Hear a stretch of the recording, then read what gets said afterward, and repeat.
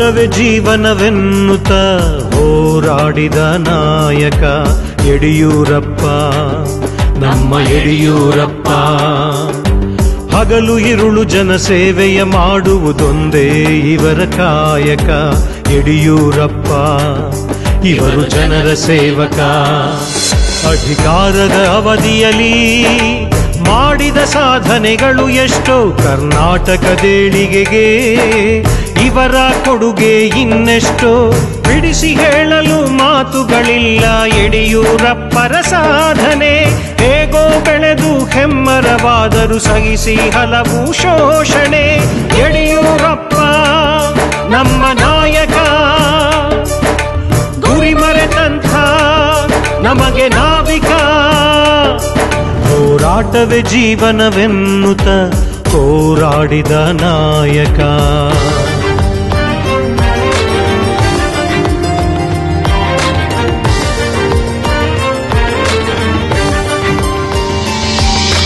ಬೆಳಗಾವಿಯಲ್ಲಿ ಸುವರ್ಣ ವಿಧಾನಸೌಧ ನಿರ್ಮಾಣ ಮಾಡಿದರು. 1% ಬಡ್ಡಿಯಲ್ಲಿ ಕೃಷಿ ಸಾಲವನ್ನು ನೀಡಿದರು.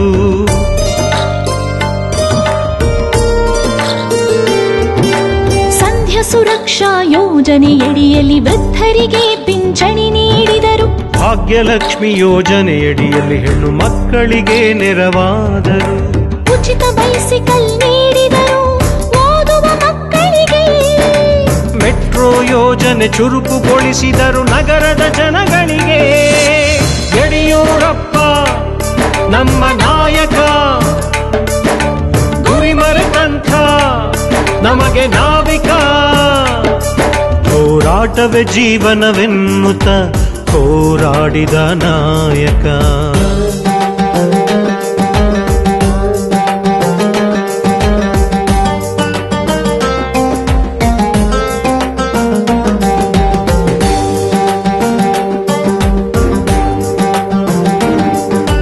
ದೇಶದಲ್ಲಿ ಪ್ರಥಮ ಬಾರಿಗೆ ಕೃಷಿ ಬಜೆಟ್ ಮಂಡಿಸಿದರು. ಗುಡಿಸಲೇ ಇಲ್ಲದ ರಾಜ್ಯವ ಮಾಡಲು ಹಗಲು ಇರುಳು ದುಡಿದರು.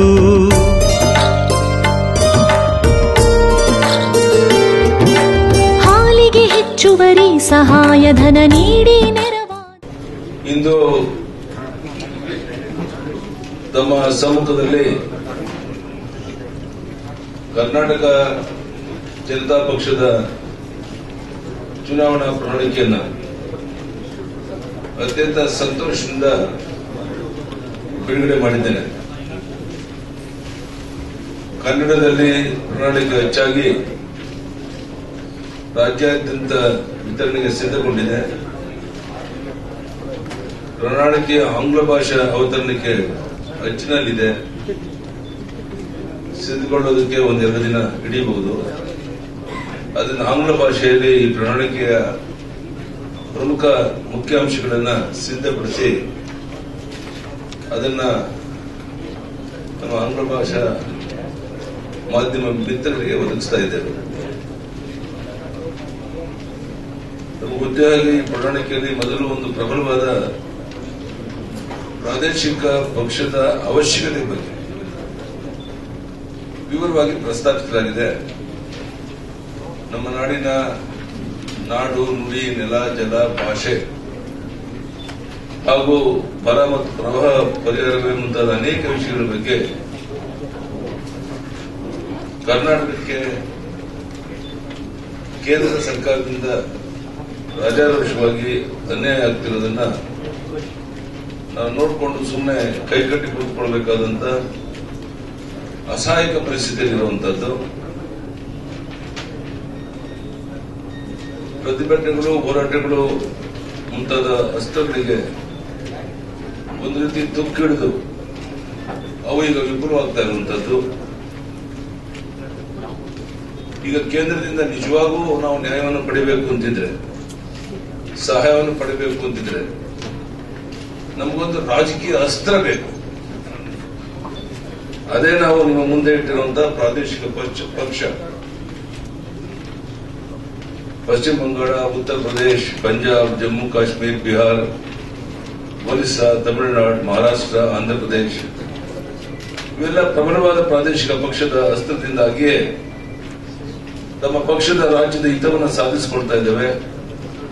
ನಾವು ಅದನ್ನೇ ಮಾಡಬೇಕಾದಂತ ಒಂದು ಇಂದಿನ ಐತಿಹಾಸಿಕ ಅವಶ್ಯಕತೆ. ಕರ್ನಾಟಕ ನಾಡು ನುಡಿ ನೆಲ ಜಲದ ಸಂರಕ್ಷಣೆಗೆ ಹಾಗೂ ಸಮಗ್ರ ಅಭಿವೃದ್ಧಿಗೆ ನಿಷ್ಠವಾಗಿ ಕೆಲಸ ಮಾಡುವಂತ ಬಯಸುವಂತ ಕರ್ನಾಟಕ ಜನತಾ ಪಕ್ಷ ಒಂದು ರಾಷ್ಟ್ರೀಯ ದೃಷ್ಟಿಕೋನವನ್ನು ಇಟ್ಟುಕೊಂಡಿರುವಂತಹ ಪ್ರಾದೇಶಿಕ ಪಕ್ಷ. ನಮ್ಮ ಸಂವಿಧಾನಕ್ಕೆ ಹಾಗೂ ರಾಷ್ಟ್ರದ ಐಕ್ಯತೆಗೆ ಮತ್ತು ಸಮಗ್ರತೆಗೆ ಯಾವುದೇ ಅಪಚಾರ ಅಥವಾ ಧಕ್ಕೆ ಉಂಟಾಗದಂತೆ ಕರ್ನಾಟಕದ ಹಿತಾಸಕ್ತಿಗಳನ್ನು ಕಾಪಾಡೋದೇ ನಮ್ಮ ಪಕ್ಷದ ಧ್ಯೇಯವಾಗಿದೆ.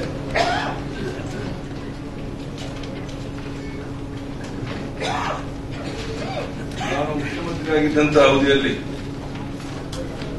ಕೈಗೊಂಡಂತಹ ಮುಖ್ಯವಾದ ಅಭಿವೃದ್ಧಿ ಕಾರ್ಯಗಳು ಹಾಗೂ ಜನಪರ ಕಾರ್ಯಕ್ರಮಗಳ ಪ್ರಸ್ತಾವನೆಯನ್ನ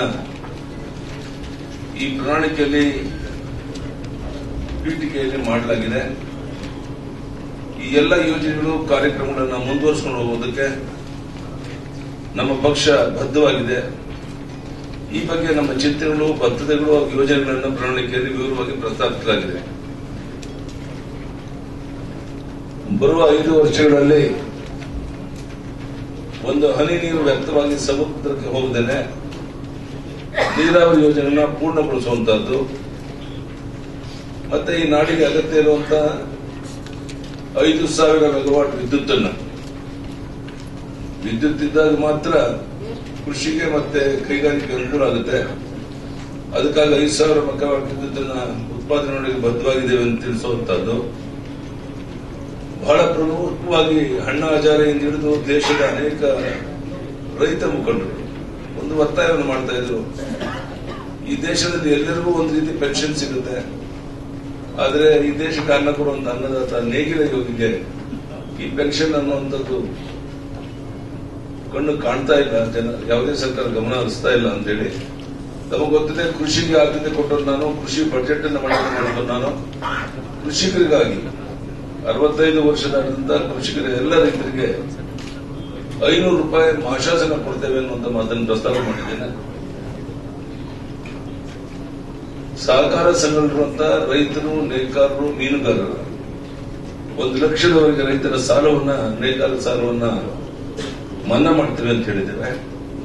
ಬಹಳ ಮುಖ್ಯವಾಗಿ ಕಳೆದ 3-4 ವರ್ಷದಿಂದ ಇದ್ದಂತಹ ಬೇಡಿಕೆ ಈ ಭಾಗ್ಯಲಕ್ಷ್ಮಿ ಮತ್ತೆ ಸಂಧ್ಯಾ ಸುರಕ್ಷಾ ಯೋಜನೆಯನ್ನ ಮಧ್ಯಮ ವರ್ಗದ ಕುಟುಂಬಕ್ಕೆ ವಿಸ್ತರಿಸಬೇಕು ಅನ್ನುವಂಥದ್ದು ಎಲ್ಲ ಕಡೆ ಒತ್ತಾಯ ಇತ್ತು.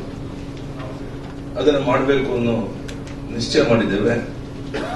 ಮತ್ತೆ ನನ್ನ ಕನಸು ಇನ್ನು 5 ವರ್ಷದಲ್ಲಿ ಡಾಕ್ಟರ್ ನಂಜುಂಡಪ್ಪ ವರದಿಯ ಆಧಾರದ ಮೇಲೆ ಎಲ್ಲ ಹಿಂದುಳಿದ ತಾಲೂಕು, ಅತಿ ಹಿಂದುಳಿದ ತಾಲೂಕು, ಮುಂದುವರೆದ ತಾಲೂಕು ಆಗಬೇಕು. ಸಾಕಷ್ಟು ಅದರಲ್ಲಿ ಪ್ರಗತಿಯಾಗಿದೆ.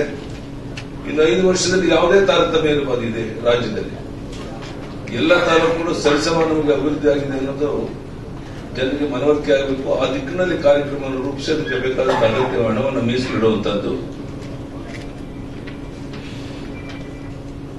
ಪರಿಶಿಷ್ಟ ಜಾತಿ, ಪರಿಶಿಷ್ಟ ವರ್ಗದ ಬಗ್ಗೆ ಸಾಕಷ್ಟು ಕಾರ್ಯಕ್ರಮ ನಾವು ರೂಪಿಸಿದ್ದು. ಅದರ ಅಭಿವೃದ್ಧಿಗೆ 5,000 ಕೋಟಿ ವಿಶೇಷವಾಗಿ ಮೀಸಲಿಡುವಂತಹದ್ದು.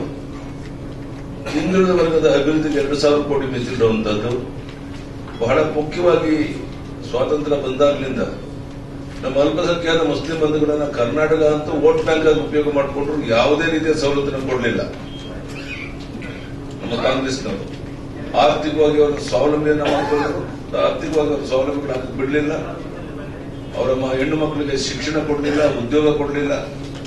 ಒಂದು ರೀತಿ ಚೀತುದಾಡುಗಳಂತೆ, ಕೂಲಿ ಕಾರ್ಮಿಕರಂತೆ ಅವರು ಜೀವನ ಮಾಡ್ತಾ ಇರುವಂತಹದನ್ನ ನೋಡಿದ ಮೇಲೆ ಬೇರೆ ಎಲ್ಲ ರೀತಿಯ ಹಿಂದುಳಿದ ವರ್ಗಕ್ಕೆ ಯಾವ ರೀತಿ ಸಹಕಾರ ಮಾಡ್ತಾ ಇದ್ರೆ ಅದೇ ರೀತಿ ಅಲ್ಪಸಂಖ್ಯಾತರಿಗೆ 2,000 ಕೋಟಿಯನ್ನು ಮೀಸಲಿಟ್ಟು ಅಭಿವೃದ್ಧಿಯನ್ನು ಮಾಡಬೇಕು ಅನ್ನುವಂಥದ್ದು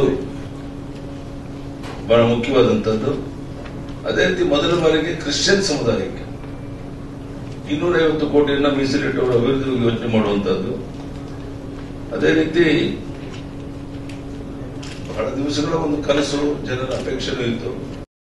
ಕೋಆಪರೇಟಿವ್ ಸೆಕ್ಟರ್ ಅಲ್ಲಿ ಒಂದು ಮಹಿಳಾ ಸಹಕಾರಿ ಬ್ಯಾಂಕ್ ಅನ್ನು ಮಾಡಿ ಅಲ್ಲಿ ಸರ್ಕಾರದಿಂದ 2,000 ಕೋಟಿಯನ್ನು ಮೀಸಲಿಟ್ಟು ಶ್ರೀಶಕ್ತಿ ಸ್ವಸಹಾಯ ಗುಂಪುಗಳು ಮಾತ್ರ ಅಲ್ಲ, ಉಳಿದ ಎಲ್ಲ ಹೆಣ್ಣು ಮಕ್ಕಳಿಗೆ ಹೈನುಗಾರಿಕೆ ಇರ್ಬೋದು, ಗುಡಿ ಕೈಗಾರಿಕೆ ಇರ್ಬೋದು, ಅವರ ಅಭಿವೃದ್ಧಿಗೆ ಬೇಕಾದಂತಹ ಹಣಕಾಸಿನ ನೆರವು ಅಲ್ಲಿ ಸಿಗಬೇಕು.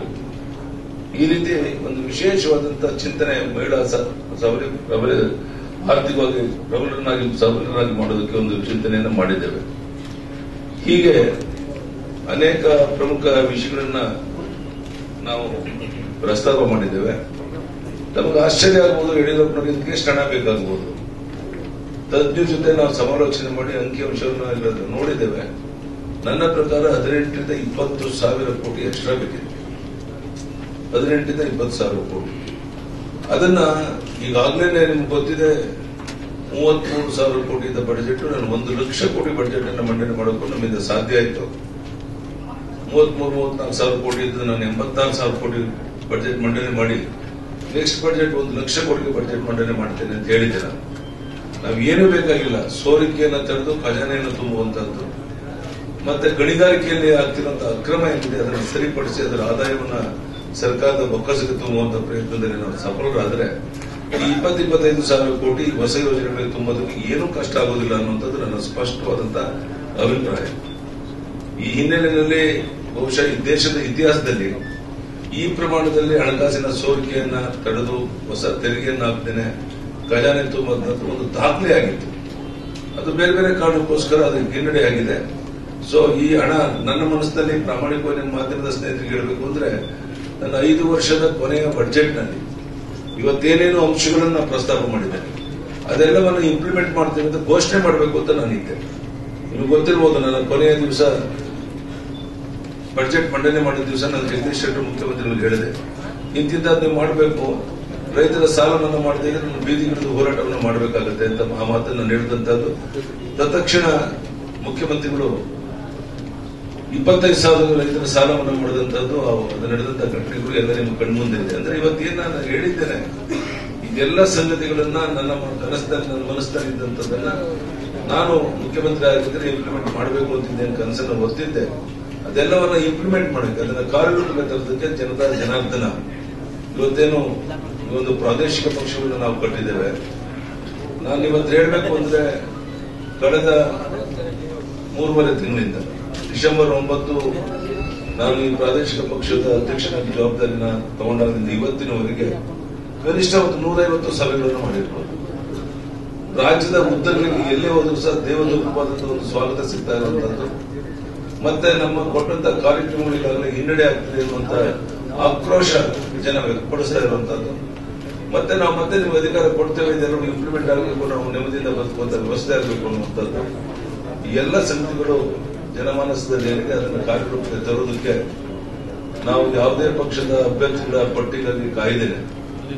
ನಾವು ನಮ್ಮ ಸ್ವತಂತ್ರವಾಗಿ ಈಗಾಗಲೇ 147 ಪಟ್ಟಿಯನ್ನು ಬಿಡುಗಡೆ ಮಾಡಿದ್ದೇವೆ. ಇವತ್ತು ಇನ್ನೊಂದು ಪಟ್ಟಿಯನ್ನ ನಾನು ಬಿಡುಗಡೆ ಮಾಡ್ತಾ ಇದ್ದೇನೆ. ಇವತ್ತು ಮತ್ತೆ ನಮ್ಮೆಲ್ಲ ಚುನಾವಣಾ ಸಮಿತಿ ಸದಸ್ಯರು ಇವತ್ತು ನಾಳೆ ಕುಂತು ಇನ್ನೊಂದು ಪಟ್ಟಿಯನ್ನು ಬಿಡುಗಡೆ ಮಾಡಿ ಒಟ್ಟಾರೆ ಕರ್ನಾಟಕ ರಾಜ್ಯದ 224 ಕ್ಷೇತ್ರಗಳಲ್ಲೂ ಸ್ಪರ್ಧೆ ಮಾಡಬೇಕು ಅನ್ನುವಂಥದ್ದು ನಮ್ಮ ಇಚ್ಛೆಯಾಗಿದೆ. ಮತ್ತೆ ನಾಡಿನ ಜನರಿಗೂ ಸಹ ನಾನು ಕರೆ ಕೊಡುವಂತಹದ್ದು, ವಿನಂತಿ ಮಾಡುವಂತಹದ್ದು, ಸಾಕಷ್ಟು ನೀವು ಪ್ರಜ್ಞಾವಂತರಿದ್ದೀರ. ಒಂದು ಪಕ್ಷಕ್ಕೆ ಬಹುಮತವನ್ನು ಕೊಡೋದ್ರಿಂದ ಅನೇಕ ಗೊಂದಲಗಳನ್ನು ನಿವಾರಣೆ ಮಾಡಬಹುದು. ರಾಜ್ಯದ ಹಿತಕ್ಕೆ ಅದು ಪೂರಕವಾಗಿ ಅಭಿವೃದ್ಧಿ ಕಾರ್ಯ ಮಾಡೋಕ್ಕೆ ಅನುಕೂಲ ಆಗುತ್ತೆ ಅನ್ನುವಂಥದ್ದು ರಾಜ್ಯದ ಜನತೆಗೆ ಅನುಭವಕ್ಕೆ ಬಂದಿದೆ. ಕರ್ನಾಟಕ ರಾಜ್ಯವನ್ನ ಈ ದೇಶದಲ್ಲಿ ಒಂದು ಮಾದರಿ ರಾಜ್ಯವನ್ನಾಗಿ ಮಾಡಬೇಕು. ಈ ರಾಜ್ಯದ ರೈತ ನೆಮ್ಮದಿಯಿಂದ, ಗೌರವದಿಂದ, ಸ್ವಾಭಿಮಾನದಿಂದ ಬದುಕಬೇಕು. ಅಲ್ಪಸಂಖ್ಯಾತ ಬಂಧುಗಳು, ಕ್ರಿಶ್ಚಿಯನ್ರು, ಮುಸ್ಲಿಮ್ಸು, ಹಿಂದೂಗಳು ಭೇದ ಭಾವನೆಯಿಂದ ದೂರ ಹೋಗಿ ಎಲ್ಲರೂ ಒಂದೇ ತರ ಮಕ್ಕಳಲ್ಲಿ ಬಾಳಬೇಕು. ಈ ಎಲ್ಲ ಕನಸನ್ನು ಒತ್ತಿ ಈ ಪ್ರಾದೇಶಿಕ ಪಕ್ಷವನ್ನು ಕಟ್ಟಿದ್ದೇವೆ. ಕೊನೆಯದಾಗಿ ಒಂದು ಮಾತು, ನನ್ನ ಮನಸ್ಸಿನಲ್ಲಿ ಬಹಳ ಸ್ಪಷ್ಟವಾಗಿ ಒಂದು ವಿಚಾರ ಇದೆ. ಅದು ಅಂತ ಹೇಳಿದ್ರೆ, ನಮ್ಮ ದೇಶದಲ್ಲಿರುವಂತಹ ಎಲ್ಲ ಪ್ರಾದೇಶಿಕ ಪಕ್ಷದ ಮುಖಂಡಗಳನ್ನು, ಮುಖ್ಯಮಂತ್ರಿ, ಅಧ್ಯಕ್ಷಗಳನ್ನು ನಾನು ಭೇಟಿ ಮಾಡಲಿದ್ದೇನೆ. ಇನ್ನು ಕಾಲ ಕೂಡು ಬಂದಿಲ್ಲ. ಅದನ್ನ ಮೇ 5 ಚುನಾವಣೆ ಮುಗಿದು ಮೇ 8 ಫಲಿತಾಂಶ ಬಂದ ಮೇಲೆ, ನಾವೊಂದು ಪ್ರಬಲ ಶಕ್ತಿಯಾಗಿ ಹೊರ ಬಂದ ಮೇಲೆ ನಾನು ರಾಷ್ಟ್ರೀಯ ಪಕ್ಷದ ನಾಯಕರ ಜೊತೆಗೆ ಸಂಬಂಧ ಇಟ್ಟುಕೊಳ್ಳೋದ್ರ ಜೊತೆಗೆ ಪ್ರಾದೇಶಿಕ ಪಕ್ಷಗಳ ಜೊತೆಗೆ ನಮ್ಮ ಸಂಬಂಧ ಜಾಸ್ತಿ ಆಗಬೇಕು. ನನ್ನ ಕನಸಿರುವಂತಹದ್ದು ಈ ದೇಶದಲ್ಲಿ 3rd ಫ್ರಂಟ್ ಅಧಿಕಾರಕ್ಕೆ ಬರಬೇಕು. ಆ ದಿಕ್ಕಿನಲ್ಲಿ ರಾಷ್ಟ್ರೀಯ ಪ್ರಾದೇಶಿಕ ಪಕ್ಷಗಳ ಮುಖಂಡಗಳನ್ನ ಭೇಟಿ ಮಾಡಿ ನಮ್ಮ ರಾಜ್ಯದಲ್ಲೂ ಸಹ ನಿಮ್ ಜೊತೆ ಕೈ ಜೋಡಿಸ್ತೇವೆ, ನಿಮ್ ಜೊತೆ ಹೆಜ್ಜೆ ಹಾಕ್ತೇವೆ. ನಾವೆಲ್ಲ ಒಟ್ಟಾಗಿ ಪ್ರಬಲವಾಗಿ ಮುಂದೆ ಹೆಜ್ಜೆ ಇಡೋಣ. ಈ ಒಂದು ವಿಶ್ವಾಸ ತುಂಬೋ ರೀತಿಯಲ್ಲಿ ನಾನು ಅವ್ರ ಜೊತೆ ಮಾತುಕತೆ ಆಡಬೇಕು. ಮತ್ತೆ ಕೆಲವರು ಸಂಪರ್ಕವನ್ನು ಇಟ್ಕೊಂಡಿದ್ದೇನೆ ಈಗಾಗಲೇ. ಮುಂದೆ ಅದನ್ನು ಬಹಳ ದೊಡ್ಡ ಪ್ರಮಾಣದಲ್ಲಿ ಇಲ್ಲದೇ ಇದ್ರೆ ನಾವು ಕೆಜೆಪಿ ಪಕ್ಷವನ್ನು ಅಧಿಕಾರಕ್ಕೆ ತಂದಾಕ್ಷಣ ಇವತ್ತು ನಮ್ಮ ಹಿಂದೆ ಇದ್ದ ಪಕ್ಷ ಬಿಜೆಪಿ ಪಕ್ಷ ಇತ್ತು. ಕೇಂದ್ರದಲ್ಲಿ ಯಾವುದೇ ರೀತಿ ನಮ್ಮ ನೆರವು ಸಿಗಲಿಲ್ಲ. ಆ ನೆರವು ಯಾವಾಗ ಸಿಗುತ್ತೆ? ನಾವು 14 ಜನ ಎಂಪಿಗಳನ್ನು ಗೆದ್ದು ಪ್ರಧಾನಿಯವರ ಗಮನ ಈ ಕಡೆ ಬಂದಾಗ ಯಾವುದೇ ಸರ್ಕಾರ ಇರಲಿ ಆವಾಗ ನಮ್ಮ ಕೆಲಸ ಕಾರ್ಯಗಳಾಗುತ್ತೆ. ಈ ದೃಷ್ಟಿಯಿಂದ ಈಗಲಿಂದ ನಾನು ಚಿಂತನೆ ಮಾಡ್ತಾ ಇರೋದು, ಒಂದು ಕೆಜೆಪಿಯನ್ನು ಅಧಿಕಾರಕ್ಕೆ ತರಬೇಕು, ಎರಡನೇದು ದೊಡ್ಡ ಪ್ರಮಾಣದಲ್ಲಿ ಸಂಸತ್ ಸದಸ್ಯರು ಕೆಜೆಪಿಯಿಂದ ಆಯ್ಕೆಯಾಗಿ ಹೋಗಬೇಕು. ಎರಡೂ ದೃಷ್ಟಿಕೋನವನ್ನು ಇಟ್ಕೊಂಡು ನಾನು ಕಾರ್ಯಪ್ರವೃತ್ತನಾಗಿದ್ದೇನೆ. ಈಗಾಗಲೇ ಸಂಸತ್ತಿಗೆ ಸ್ಪರ್ಧೆ ಮಾಡುವಂತಹ ವ್ಯಕ್ತಿಗಳು ಯಾರು ಸಿಗುವುದು ಅವ್ರನ್ನ ಐಡೆಂಟಿಫೈ ಮಾಡಿ ಫೀಲ್ಡ್ ಅಲ್ಲಿ ಇರಿಸಿ ಕೆಲಸಕ್ಕೆ ಹಚ್ಚಿದ್ದೇವೆ ನಾವು. ಸೊ ಎರಡು ದೃಷ್ಟಿಕೋನವನ್ನು ಇಟ್ಕೊಂಡು ಇವತ್ತು ಈ ಒಂದು ಪ್ರಣಾಳಿಕೆಯನ್ನು